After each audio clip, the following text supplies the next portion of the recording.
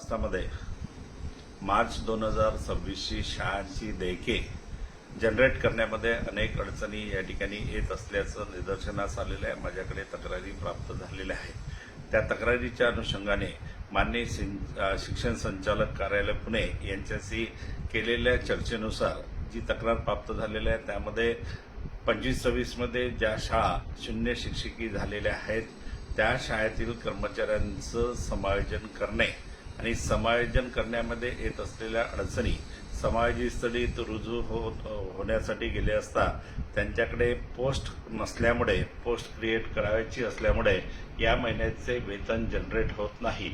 तसेच या ठिकाणी ज्या 2023 मध्ये ग्रंथपालांचं उन्नयन केलं त्या ग्रंथपालांचं उन्नयन केल्यानंतर त्या ठिकाणी मूळ आस्थापनेमध्ये ते पद नसल्यामुळे त्यांची सुद्धा पगार बिल जनरेट होताना या ठिकाणी आपल्याला दिसत नाही।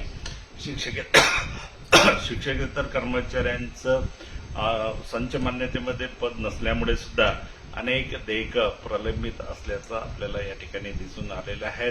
या संपूर्ण बाबी संदर्भाने शिक्षण संचालक कार्यालयासाठी मी सविस्तर चर्चा केलेली आहे आणि शिक्षण संचालकांनी मान्य केलेल्या आहेत।